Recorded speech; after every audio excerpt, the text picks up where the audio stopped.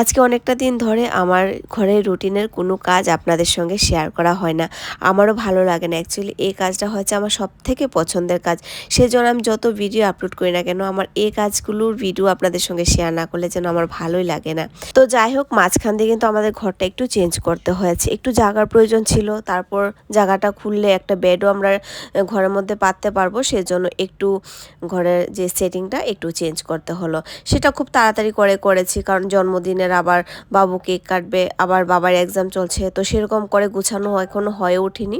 আর ওইদিকে আসনটা কিন্তু আমার একদম আগের মতো আবার সাজানো হবে, কিন্তু সেটা একটু সময়ের অপেক্ষা। তো যাই হোক, এদিকে রাজার জন্য বানানো হচ্ছে স্পেশাল ছোলে, কারণ রাজা তো ওই দিন জন্মদিন ছিল, সেই দিনের ভিডিও কিন্তু আপনাদের সঙ্গে শেয়ার করতে চলেছে। আশা করছি আপনাদের কাছে ভালো লাগবে। এই জানেন তো, ছোট ছোট ক্লিপ নিয়েছি, আমি সময় পাচ্ছিলাম না। এই যে ঘরটা কিন্তু আমরা নতুন করে অ্যাডজাস্ট করেছি, বেড একটা আমাদের ছিল, তো সেটা আবার ঘরের মধ্যে পাততে হলো।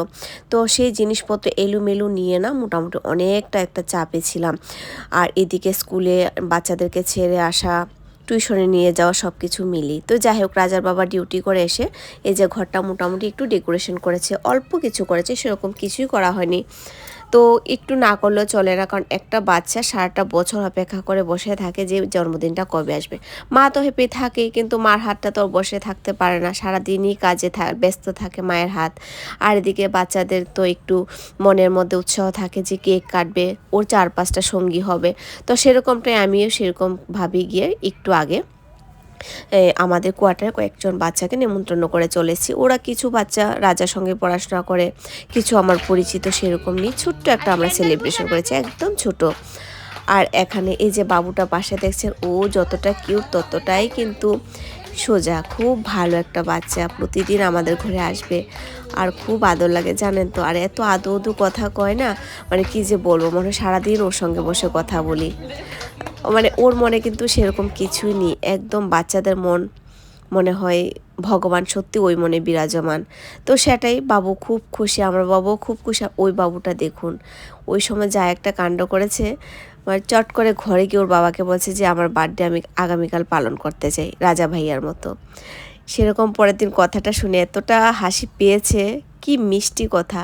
তো যাই হোক, এইদিকে এখানে জানেন তো নিয়মটা কি, যত বড় সেলিব্রেশন হোক না কেন, প্রথম পাতে কিন্তু সেরকমটা থাকবে, cake, chocolate, biscuit, namkeen, samosa, আপনারা যা যা দেখতে পাচ্ছেন তাতে কিন্তু প্রথম দিতেই হবে। তারপর যাদের যেরকম প্ল্যান থাকে, রাতের খাবার যেরকমভাবে খুশি সে মানে সেলিব্রেশন করতে চায়। তবে আমরা তো আর কিছু করিনি, কারণ এক্সাম যেহেতু প্রপার এক্সাম চলছে মাঝামাঝি, আর সেই জন্যই আমরা কিন্তু সেলিব্রেশনটা এরকমভাবেই করেছি, খুব ছোট্ট করে। আর এই সেলিব্রেশনটা কমপ্লিট করতে করতেই মোটামুটি আমাদের 8:30-9টা বেজে গেছে। তারপরের দিন আবার দাদাভাইয়ের ফ্লাইট ছিল খুব সকালবেলা, সেটা দিকে আবার আমাদের চিন্তা করতে হয়েছে। আর দেখুন, তারপর বাচ্চারা খুব খুশি হয়েছে, এসে ওরা খেয়ে দিয়ে ওদেরকে আবার যার যার ঘরে ছেড়ে আসলাম। একটা রেসপন্সিবিলিটি তো আছে, তাই না? আর এদিকে দেখুন আমার রাজা কত খুশি হয়েছে এই গিফটগুলো না দেখে।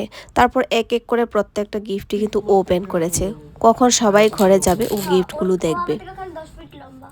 10 ইঞ্চ বার্থডে কবে?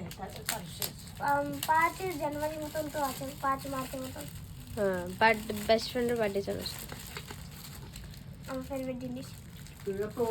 এত বড় ফ্যান থাকতে তুমি আবার ওই হ্যাঁ কেমনে তোমার অ্যাটাক করে? আরে ও আমার ফ্রেন্ড, তো বেস্ট ফ্রেন্ড।